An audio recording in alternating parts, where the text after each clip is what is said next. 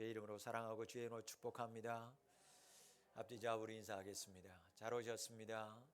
주의 사랑하러 축복하고 주의 사랑으로 사랑합니다. 우리 한번 오늘 말씀 제목 한번 같이 읽어볼까요? 시작. 한 몸인 교회를 서로 같이 돌보라. 아멘. 고린도 교인들은 이미 물로 세례를 받고 성령으로 이미 하나가 된 교회였어요. 그러나 저들은 언제부터인지 저마다 자기들이 옳다고 주장하기 시작하면서 사분오열 흩어지기 시작했습니다. 이미 거듭났는데 성도로 인심을 받았음에도 저들은 교회에서 분쟁했습니다. 이 사실을 알고 있는 바울은 너무 마음이 아팠습니다. 그래서 하나님의 말씀으로 그들을 교훈하고 가르치기 시작합니다. 바울은 아주 알기 쉽게 몸의 비유를 들어서 교회가 무엇인지에 대해서 설명합니다. 고린도 교우들 한번 잘 들어봐라. 몸이 몇 개냐? 한 개지요. 맞아. 몸은 하나지. 그러면 지체는 몇 개일까? 너무 많아서 잘 모르겠지. 왜? 그냥 한 몸이니까. 맞아. 그게 몸이야. 몸은 하나인데 많은 지체가 있듯이 또 몸의 지체가 많지만 한 몸인 것 같이 그리스도도 그러하니라. 오늘 12절 본문의 말씀이에요. 여러분 12절 말씀 한번 다시 한번 보겠어요. 12절 말씀 끝나는 부분을 여러분도 한번 주목해 봐야만 합니다. 어떻게 끝나나요? 그리스도도 그러하니라. 그리스도도 그러하니라. 그렇게 기록되어 있어요. 여러분, 교회에 대해서 설명하고 있는 바울이 자, 몸의 지체가 이러이러해. 몸은 하나야. 지체는 여럿이야. 그러나 다 한 몸이야. 그러니까 교회도 그러한 것이야. 여러분, 그렇게 하면 될 텐데, 즉 교회도 그러하니라 끝나면 앞뒷말이 잘 이어지는 듯한데 바울은 굳이 교회라는 단어 대신에 그 자리에 그리스도라는 말을 사용합니다. 사도 바울은 고린도서나 에베소서에서 이 교회에 대한 이야기를 아주 자세하게 성도들에게 설명합니다. 그것이 교회론이라고 말하죠. 자, 바울은 골로새서 1장에서 교회에 대해서 우리에게 어떻게 말씀하고 있냐면 그는 몸인 교회의 머리다. 그렇게 설명합니다. 여러분, 이 말씀은 교회는 몸이라는 거예요. 잘 들으셔야 돼요.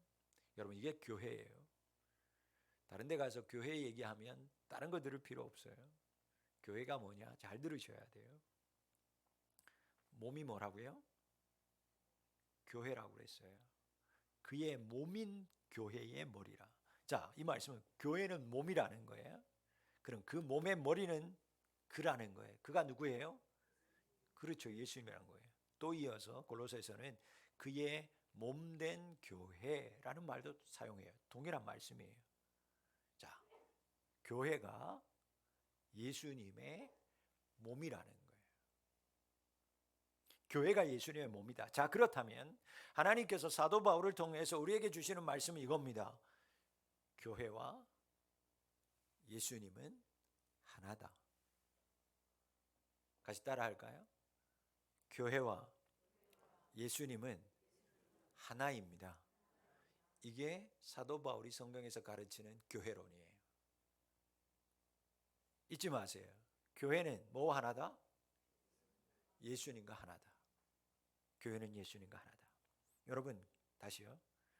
교회는 그리스도의 뭐라고요? 몸이에요.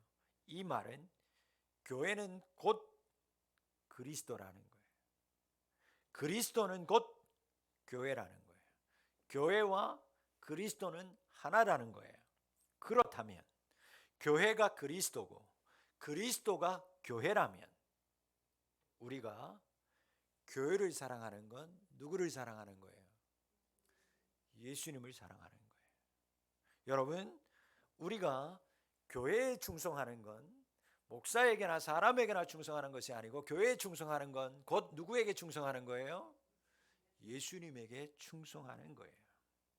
우리가 교회 생활 잘하는 것, 그것이 곧 교회 생활 잘하는 건 믿음 생활 잘하는 것이고 예수님의 생활을 잘하는 거예요. 여러분, 몸인 교회는 머리이신 그리스도와 하나예요. 지체라고 하는 성도는 몸인 교회와 또 하나예요. 자, 다시 정신 똑바로 차려요. 몸은 뭐라고요? 몸은 뭐라고요? 교회. 교회는 머리이신 그리스도와 하나다. 그러면 몸에 붙어 있는 지체는 누구라고요? 성도. 지체는 성도. 성도는 뭐하고 또 하나라고요? 몸인 교회하고 하나라고요. 그러므로 머리이신 그리스도하고 지체 역시도 뭐다? 하나다. 이해되시죠? 이해되셔야 돼요. 이게 교회라는 거예요. 머리이신 그리스도하고 지체인 성도도 한 몸이다. 하나다. 그러므로 사도 바울은 오늘 이렇게 얘기하는 거예요. 지체인 성도가 약하고 부족하더라도 서로 어떻게 해야 된다? 기히 여겨야 한다. 여러분, 우리가 서로 성도들을 기히 여길 때, 성도 여러분, 우리가 서로 성도들끼리 서로를 돌아볼 때, 그때 교회는 우리가 희망하는 아름다운 교회가 되고 건강한 교회가 되고 더 나아가 예수님의 교회가 되는 줄 믿습니다. 여러분, 푸른 비전 교회가 어느 교단, 어느 무슨 교회, 무슨 뭐 이걸 떠나서 예수님의 교회, 하나님의 교회 되기를 원한다면 연약한 지체들, 성도들, 그들을 돌아볼 때 우리 교회는 건강하고 아름다운 교회, 즉 예수님의 교회가 되는 줄 믿습니다. 에베소서에서 바울은 교회 이야기를 쭉 하다가 이 원리를 그대로 어디에다 갖다가 적용하냐면 가정에다가 가서 적용하기 시작합니다. 여러분, 아내들 다 손들어요. 아내들 빨리 손들어요. 남자분 손들면 큰일 나요. 여러분, 아내들은 뭐라고 얘기하냐면 아내들은 그리스도가 교회에 뭐라고요? 그리스도가 교회의 머리라고요. 그리스도가 교회의 머리됨과 같이 남편을 머리로 알고 그리스도께 하듯 남편들도 그렇게 그리스도께 하듯 해라, 그렇게 말합니다. 교회를 다니고 안 다니기를 떠나서 남편을 예수님이 교회의 머리됨과 같이 그 남편에 대해서 그렇게 섬길 수 있어야 됩니다. 자매님들, 아멘.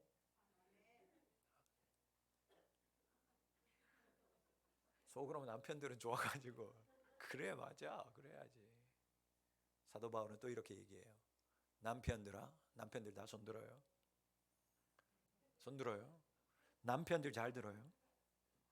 아내 사랑하기를 어떻게 하라고 가르치냐면 그리스도께서 교회를 위해 자신을 바치신 것처럼 사랑하라, 그렇게 얘기하고 있어요.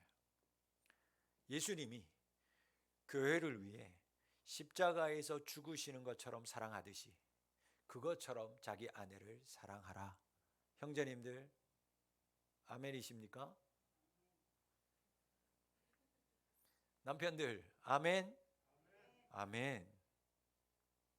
여러분, 남편도 아내도 다 그리스도의 지체이기 때문에 서로 그리스도께 하듯, 즉 죽게 하듯 해야 건강하고 아름다운 행복한 가정이 될 수 있다. 이게 성경이 가르치는 행복한 가정의 원리예요. 그렇다면 다시 교회로 와서 그런 교회 되기 위하면, 우리가 그런 교회를 다니는 교회가 되기를 원하면, 우리 푸른비전교회가 그런 교회 되기를 원한다면, 또 그런 그리스도의 가정 되기를 원한다면 꼭 필요한 것 한 가지가 있습니다. 13절 말씀에 기록되어 있어요. 한 성령을 마시라. 여러분 따라할까요? 한 성령을 마셔야 합니다. 사랑하는 성도 여러분, 우리는 이미 거듭난 사람이에요. 우리 안에는, 그런데 우리는 이미 믿는 자가 됐어요. 이미 우리는 하나님의 교회, 예수님의 교회가 됐어요. 그러나 여전히 우리는 부족해요. 여전히 우리는 약함이 있어요. 내가 남편과 아내 그리스도께 타면 전혀 문제가 없을 텐데 여전히 우리는 약해요. 예수님처럼 살지 못해요. 왜? 내 안에 여전히 죄가 있기 때문에. 그래서 다퉈요. 그래서 시기도 해요. 질투도 합니다. 다투기도 해요.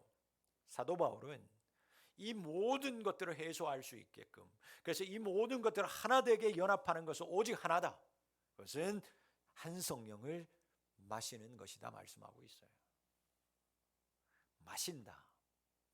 여러분, 마시는 것, TV 광고에 막 운동하고 하얀색 옷 입은 아가씨가 파란색 음료수를 막 마시잖아요. 갈증 날 때.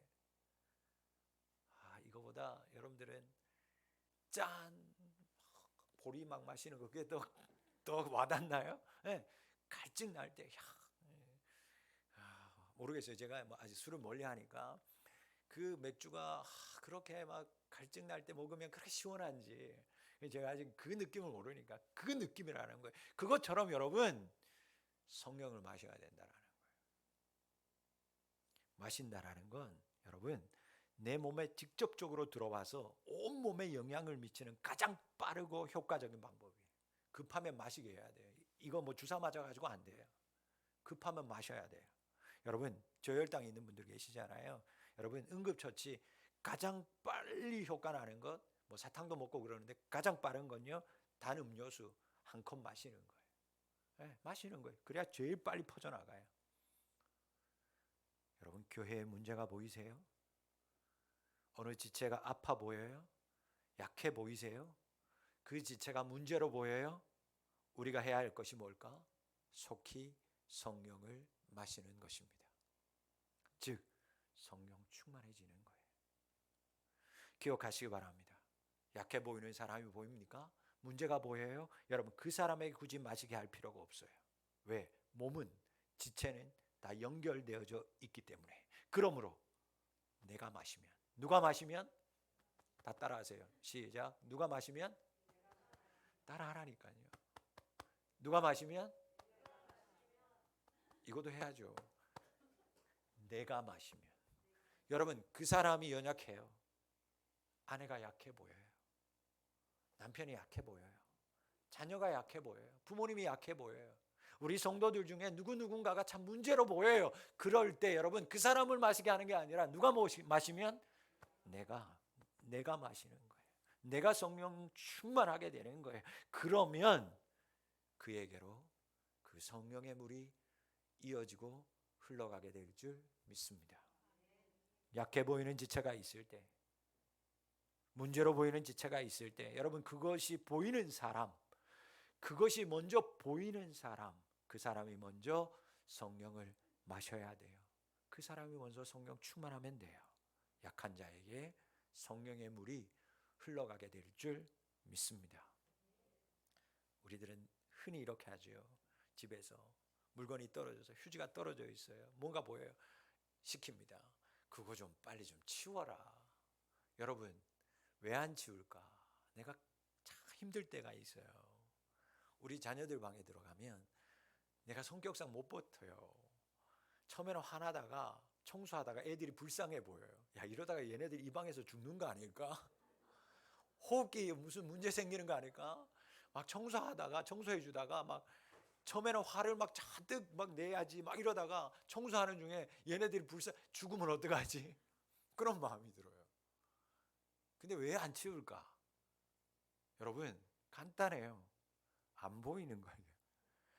엄마 눈에는, 부모님들 눈에는 너무 잘 보이는데요, 걔네들은 그게 지저분하게 안 보이는 거예요. 그러니까 이렇게 막 쌓여 있는 거예요. 여러분 교회에 올라오다가 먼지가 보였어요. 누구한테 치워야 될까요? 안내부 뭐 하니까, 예배부 뭐 해요? 저거 안 치우고. 여러분 누가 치우면 돼요? 그럼요, 보이는 사람이 치우면 되는 거예요. 보이는 사람. 이거 이렇게 하면 더 좋고, 보이는 사람이 고치면, 보이는 사람이 주우면, 보이는 사람이 닦으면 되는 거예요. 그거예요. 여러분, 약해 보이는 사람이 있어요. 그 사람이 보여요? 그건 주의 은혜예요. 여러분, 그 보이는 사람이 성령의 충만함을 사모할 때 여러분, 그 사람 때문에 그 약한 자에게로 성령의 은혜가 흘러가게 될 줄 믿습니다. 제가 늘 수련회 가거든 어디 집회를 할 때마다 늘 하는 얘기는 자리 잘 앉아야 된다. 줄 잘 서야 돼요. 여러분, 정말 은혜 받으려면 자리 잘 잡아야 돼요. 줄 잘 서야 돼요. 여러분, 은혜 받고 싶으면 잘 살펴요. 예배 누가 잘 드리나, 우리 교회 누가 성령 충만한가, 여러분 그 사람 옆에 가서 앉으시면 돼요. 예배 나는 꽝 치고 싶다 그러면 돌아보세요. 누가 예배 시간에 좋나, 누가 예배 엉망으로 딴짓하나, 그 사람 옆에 가서 앉으면 예배 엉망으로 드릴 수 있어요. 여러분, 진짜예요. 그러니까 자꾸 앞자리로 앉으라는 거예요. 앞자리에 앉아 조금이라도 덜 딴짓 못하거든요. 네. 여러분, 연약한 자들이 모일 때, 내가 먼저 성령의 물을 마실 때 그것이 흘러가게 될 줄 믿습니다. 하나님의 백성은 여러분 태생적으로 하나로 연결되어져 있어요. 태생적으로. 이건 여러분, 쌍둥이 하나가 아프면, 우리 쌍둥이 청년이 있지만 여러분, 쌍둥이 하나 아프면 신기하게 또 다른 쌍둥이도 아프다고 하잖아요. 그것처럼 여러분, 하나님의 백성은, 교회는 그렇게 태생적으로 연결되어져 있어요. 왜 그럴까요? 왜 그럴까? 왜 그럴까? 예수 그리스도께서 중심이기 때문에 그래요. 예수님이 머리이기 때문에 그런 거예요. 예수님을 중심으로 모든 지체들이 다 연결되어 있기 때문에 하나가 아프면 같이 아픈 거예요. 오늘 25절 말씀처럼 한 지체가 고통을 받으면 모든 지체도 함께 고통을 받는 거예요. 여러분, 손가락이 찧었어요. 그러면 손가락이 아야 합니까? 손가락이 혼자서 막 아프다고 그래요? 아니요. 소리 먼저 지르고요. 온 몸이 다 힘들어해요. 연결되어 있기 때문에 그래요. 반대로 한 지체가 영광을 받으면 모든 지체가 함께 즐거워해요. 여러분, 달리기 했어요. 달리기 할 때 제일 고생하는 게 어떤 지체일 것 같아요? 그렇죠. 아무리 생각해도 아무래도 다리가 제일 고생해요. 그런데 영광은 누가 받아요? 다리에다가 금메달 걸어주는 거 한 번도 못 봤어요. 다 어디다가? 머리에다가, 목에다가 걸어줘요. 한 지체가 영광 받으면 모든 지체가 다 영광 받는 거예요. 이 말씀에서 여러분 기억해야 될 건 뭐냐면, 우리는 각자의 역할이 정해져 있다는 거예요. 그리고 더 중요한 건 그 정해진 역할에 최선을 다해야 영광을 받을 수 있다는 거예요. 지체가 지체 고유의 역할을 하지 않으면, 반대로 그 역할을 내가 마냥 하지 않으면 다른 몸의 부분이 어려움, 고통을 받을 수밖에 없다라는 거예요. 이 말은 내가 아니면 다른 이들이 내 몫만큼 더욱 노력을 해야 하는 일이 생긴다라는 겁니다. 내 몫이 있는데 그 몫을 내가 못 해버리면 다른 누군가가 해서 채워야 충만이라는 게 채워지는 거예요. 내가 기도하지 못해요. 그러면 누군가가 그 기도를 채워야 기도의 충만이 채워지는 거예요. 그래야 응답이 있는 거예요. 여러분, 내가 예배하지 못해요. 그러면 누군가가 예배해서 채워야 예배의 충만은 채워지는 거예요. 내가 봉사하지 못하면 누군가가 내 몫까지 봉사함으로 채워야 하는 거예요. 그러므로 여러분, 내게 맡은 역할, 내가 맡은 역할을 충실히 해야 돼요. 그런 사람이 있죠. 난 피해주기 싫어. 여러분, 피해주기 싫으면 본인의 역할을 먼저 충실히 하실 수 있어야 돼요. 나로 인해서 지체가 더욱 노력하다가 아프게 되는 일이 생기지 않도록, 나로 인해서 지체가 가로하여서 쓰러지거나 시험 드는 일이 없도록 여러분, 나에게 주어진 책임, 사명, 충성으로 감당하는 성도님들이 되실 수 있기를 축복합니다. 여러분, 한 분 한 분을 하나님이 지체로 그곳에 세우신 이유가 뭘까? 나를 왜 이 가정에, 이 교회에 하나님께서 세우신 이유가 뭘까 한번 곰곰이 생각해 보시기 바라요. 그건 내가 아니면 그리스도의 머리이신 한 몸 공동체인 교회가 바른 방향으로 가지 못하기 때문에, 아니면 약해지는 결과를 가져올 수 있으니까 여러분, 하나님이 여러분들을 그곳에 세우신 거예요. 예수님이 그만큼 간절하게 여러분을 함께 일하는 일꾼으로 생각하고 계시다라는 거예요. 은혜죠. 여러분 경기하죠. 축구 단체 경기. 감독이요, 많은 선수들이 있어요. 경기에 나갈 많은 선수들이 예비 엔트리들이 있어요. 그런데 그 중에서 어떤 선수를 경기에 내보낼까? 여러분, 그 포지션에서 가장 좋은 결과를 낼 수 있는 선수를 구별하고 선발해서 그 경기에 내보냅니다. 여러분, 그만큼 그 선수를 믿는다는 얘기예요. 그리고 그 선수를 내보낼 때 이 선수가 그 자리에서 경기 내내 잘해 주기를 간절히 바라는 마음으로 경기장에 보내요. 그런데 문제가 생겨요. 부상을 당하거나 분명히 믿고 내보냈는데 그날따라 컨디션이 안 좋다? 교체하죠. 오늘 제기차게 하는데 구역에서 그나마 죄송해요, 이런 말을 표현해서 그나마 그래도 가장 믿을 만한 사람을 선발해서 내보내는 거야. 그렇죠? 지난번에 보니까 막 다 차봐요. 그때 차보더니 가능성이 없다. 그런 사람들은 아예 제기 다 안 가져. 그래도 7개 제기가 다 사라졌어요. 그나마 나은 사람, 그래야 가능성이 있으니까.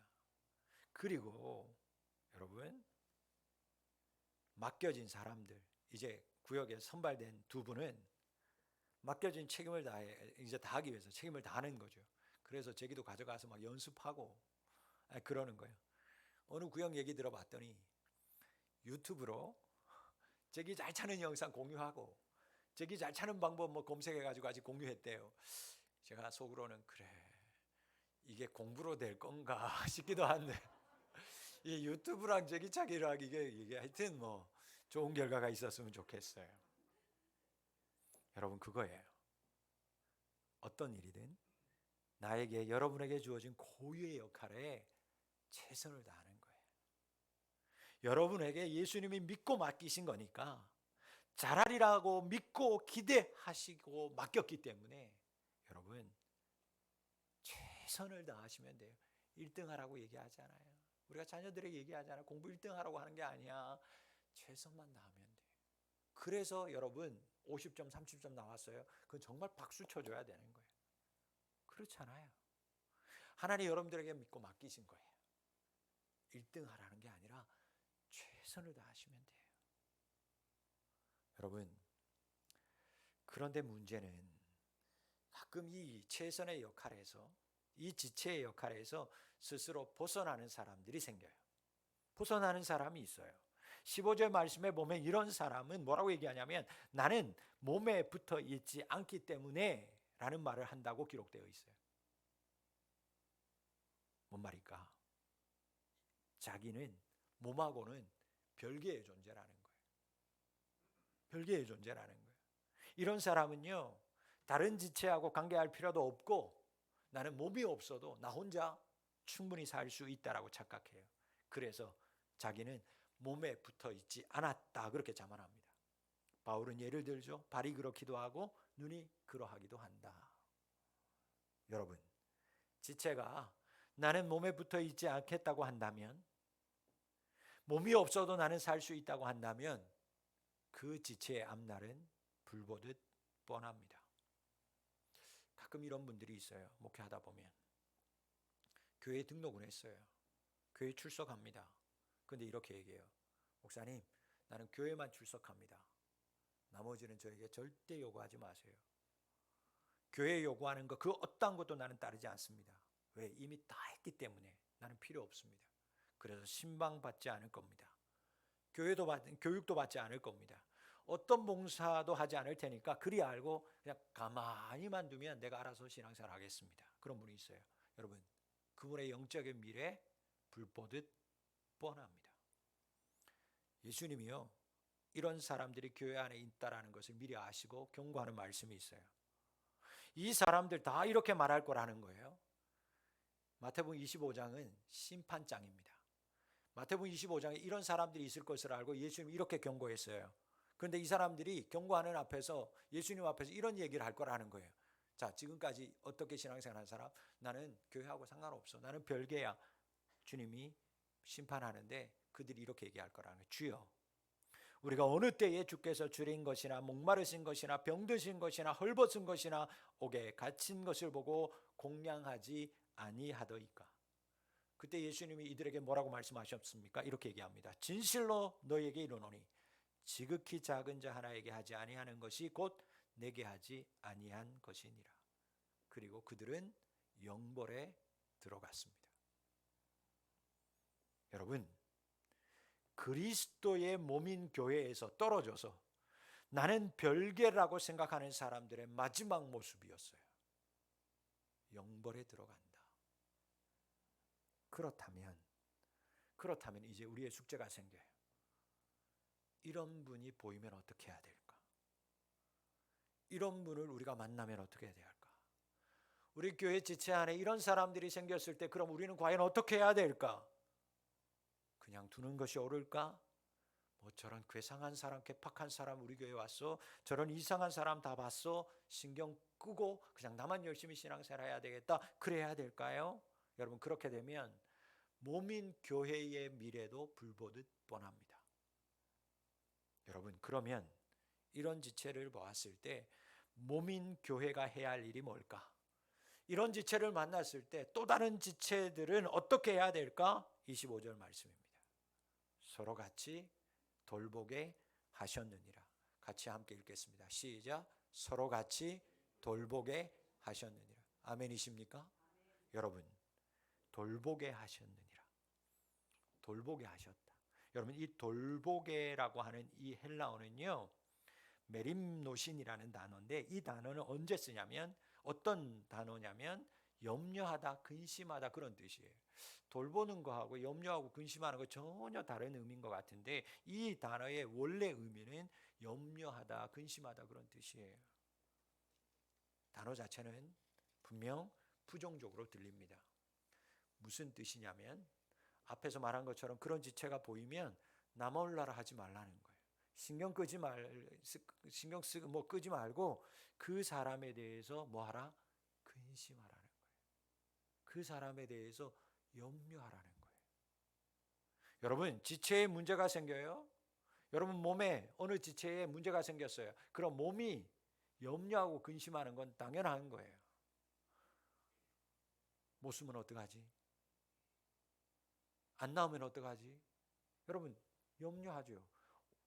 성해야 되는데, 괜찮아져야 되는데, 빨리 나아야 되는데, 코로나 걸리면 안 되는데, 기침하는데, 열나는데, 코로나 아니어야 되는데, 염려하고 근심하죠. 그거예요. 지체에 문제가 생기면 그 문제 있는 지체를 몸이 돌보는 것, 그건 아름다운 모습이에요. 정상이죠. 바울이 예를 든 것처럼 여러분, 어느 지체는요 매우 약할 수 있어요. 여러분들의 지체 중에 태어날 때부터 약한 부분이 있어요. 그럴 수 있다고요. 그러나 여러분, 그 연약한 것도 몸 전체를 봤을 때는요 없어서는 안 되는 거예요. 약한 그 자체 지체 아주 매우 요긴한 거예요. 여러분, 약하다고 내가 태어날 때부터 연약한 부분이라서 이거 없고 떼내고 살 수 있어요? 아니요. 요긴한 거예요. 그러므로 여러분, 약하다고 무시하면 안 돼요. 약하다고 무시하면 안 됩니다. 약해도 얼마든지 소중하게 사용될 수 있다는 것을 기억해야 돼요. 잊지 말아야 돼요. 하나님이 그렇게 우리를 조화롭게 만드셨어요. 그래서 성경은 바울이 이렇게 예를 듭니다. 약하니까 오히려 그 약한 곳에다가 귀한 것을 입혀준다. 여러분, 청년들만 한번 볼까요? 오늘 손가락 한번 이렇게 들어봐요. 목사님한테 손가락 보이게. 청년들만. 네. 자, 여러분, 손톱 아무 쓸데없어 보이는데 그 못난 손톱에 여러분 뭐 하냐면 못난 거 가리기 위해서 귀한 거 입혀요. 금칠하고 요즘에는 거기다가 막 다이아도 박고. 여러분, 목에 주름, 목에 신경도 안 써요. 얘는 옷도 못 입어요 제대로. 목 폴라 입기 전에는 별로 귀하게 여기지 않는데 거기에다가 사람들이 그 연약하니까 귀하게 보이기 위해서 거기다 뭐 하는 거예요? 가장 중요한 목걸이, 금은보화 거기다가 시장에서 그 연약한 부분을 덮는 거예요. 그 설명을 하고 있어요. 여러분 다시 한번요. 교회는 한 몸이에요. 그래서 약한 것이 보일 때 서로 돌아봐야 돼요. 덮어줘야 돼요.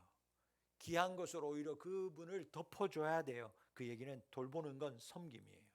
그때 건강한 몸이 될 수 있어요. 건강한 교회가 될 수 있어요. 예수님의 교회가 될 수 있어요. 말씀 마지막에 교회 안에 사도도 있다. 선지자 교사도 있고 능력을 행하는 자도 있고 병 고치는 사람도 있다. 모두 다 필요하다. 그 사람이 아니어도 다 필요한 사람들이다. 이 어려운 일을 한 사람이 할 수 있을까요? 여러분 한 사람이 해서도 되지 않아요. 지난주에 제가 선포했어요. 재직회 수련회. 나는 이제 안 합니다. 나는 이제 안 할 거예요. 다 놔둘 거예요. 집사님들이 안 하면 뭐 죽든 말든 나는 모르겠습니다. 나 가만 놔둘 테니까 이제 집사님들이 하세요. 나는 오로지 말씀대로 기도와 말씀에만 전념할게요. 여러분 기억하세요. 어려운 일 한 사람이 할 수 없어요. 한 사람이 한다고 하면 그거 해서도 안 되는 거예요. 가끔 목회자를 슈퍼 울트라 슈퍼맨 정도로 아는 분들이 너무너무 많아요. 목회자는 찬양도 잘해야 되고 태어나면서부터 음친데도 찬양도 잘해야 되고 말씀도 잘 전해야 되고 신방도 잘해야 되고 상담도 잘해야 되고 심지어 운동도 잘해야 되고 거기에 교회 잘 지켜야 되고 고장난 거 있으면 뚝딱뚝딱 잘 고쳐야 되고 태어날 때부터 싫은 음식이 있는데 목사님 그러면 안 된다고 뭐든지 잘 먹어야 된다고 그러고 목사님 아프면 안 된다고 그러면 보약 한 채도 안 해주면서 그러면서도 아프면 안 된다고 아프지도 말아야 된다고 이런 교회는 여러분 예수님이 와서 목회해도 힘들 거예요. 장담하건대 예수님이 와서 목회해야 될 것 같아요. 여러분 한 사람이 못해요. 해서도 안 돼요. 또 하나 여러분 비슷한 일을 하는 사람이 있을 때는 어떻게 해야 될까? 여러분 비교하지 말고 서로 존중해 줄 수 있어야 돼요. 같은 은사가 있다. 내가 세네 뭐 아니요. 존중해 주실 수 있어야 돼요. 비교하면 안 돼요. 종이나 주인이나 모두 교회 안에서 동등하다는 바울의 가르침 그대로 성별이 다르고 신분이 다르고 맡겨진 자리와 직분이 달라도 여러분 하나님의 일은 구분함이 없는 줄 믿습니다. 우리나라 유명한 이야기잖아요. 김제 금산교회. 지금도 여러분들 꼭 김제 가면 금산교회라는 곳을 꼭 가보세요. 100년 이상 된 교회예요. 초대교회예요. 여러분 그 마을의 부자였고 김제 금산교회를 지을 때 큰 일을 했던 조덕삼 장로님. 교회에 투표를 하는데 조덕삼 장로님이 투표에 장로가 된 게 아니라 놀랍게 그 조덕삼 그 부잣집에 있었던 종 마부였던 이자익이라고 하는 사람이 초대 장로가 됩니다. 이 장로를 누가 세우려고 힘썼냐면 바로 조덕삼이라고 하는 이 부자 주인이 이 이자익이라는 자기 종이 하는 일과 믿음을 보고 됨됨이를 보고 장로 되기를 오히려 힘써줍니다. 그리고 후에 자기도 이 교회의 장로가 되죠. 그리고 나서 이 장로였던 이자익이라고 하는 이 장로를요 평양신학교로 유학을 보냅니다. 학비를 다 대줍니다. 그리고 목사 안수를 받은 이후에 김제 금산교회 담임 목사로 이 조덕삼 장로님이 이자익 이 목회자를 청빙해서 담임 목사로 세웁니다. 여러분 놀라운 일 아니겠어요? 여러분 자리 직분 종주인 할 것 없이 하나님의 일은 구분됨이 없는 줄 믿습니다. 사랑하는 성도 여러분, 성령의 역사는 뭘까? 함께함이 성령의 역사인 줄 믿습니다. 각 지체가 제 역할에 최선을 다하면서 함께 서로 합하여 일하는 것, 그게 바로 성령의 역사예요. 서로 약한 자들을 염려하면서 어우러지기 위해 힘쓰는 것, 그것이 바로 성령의 임재입니다. 그런데 절대 자신의 힘으로 우리의 힘으로는 할 수 없습니다. 오히려 내 힘으로 하려다가는 여러분 힘들어서 떨어져 나갈 뿐이에요. 우리는 나를 내려놓고 성령님의 뜻을 따라야 합니다. 성령이 하나 되게 하신 것을 힘써 지켜야 돼요. 그때 진정 하나 되는 놀라운 일이, 놀라운 힘이 우리 안에 일어나게 될 줄 믿습니다. 만약 지금 여러분이 누구와 함께하고 있다면, 만약 여러분이 누군가를 돌보고 있다면 여러분 그것이 바로 성령님의 임재입니다. 오늘 함께 제기차기하고 자금 나눔이지만 지체로서 쌀을 나누는 행사합니다. 여러분 다른 것이 성령의 임재가 아니라 바로 이러한 것이 성령의 임재입니다. 방언을 하고 통역을 하고 병을 고치는 것만이 성령의 임함이 아니라 우리가 함께 하는 것 자체, 우리의 연약한 자들과 함께 돌보면서 함께 모든 것들을 행하는 것 자체가 우리가 눈에 보이는 성령의 임재라는 것을 꼭 기억하실 수 있기를 주의 이름으로 축원합니다. 사랑하는 성도 여러분, 서로 같이 돌보는 이런 함께함이 내게 주어진 자리에서 최선을 다하고 그리고 서로 함께함으로 교회를 건강하게 세워가는 이런 성령님의 임재가 오늘 우리 가운데 일어나기를, 그리고 끝없이 일어나는 우리 푸른 비전 교회 되실 수 있기를 주의 이름으로 축원합니다. 기도하겠습니다. 아버지 하나님 감사합니다. 한 몸인 교회를 서로 같이 돌볼 수 있도록 내가 먼저 성령의 충만함, 성령을 마시는 자 되게 도와주시옵소서. 그래서 그 마심이 연약한 자에게 흘러가는 은혜가 임하게 도와주시옵소서. 아버지 하나님, 내 역할을 먼저 최선을 다하게 도와주시고 서로 협력하고 합하여 일함으로 그곳에 성령의 임재함이 일어나는 그것을 우리가 눈으로 보게 하여 주시옵소서. 덜 귀중한 그곳에 귀한 것을 입혀주듯이 우리가 서로 아버지 하나님 연약한 자들을 돌봄으로 하나님의 교회를 세워가는, 예수님의 교회를 세워가는 우리 푸른 비전 교회 되게 하여 주시옵소서. 예수님의 이름으로 감사하며 기도합니다. 아멘. 찬송가 220장 찬송하시면서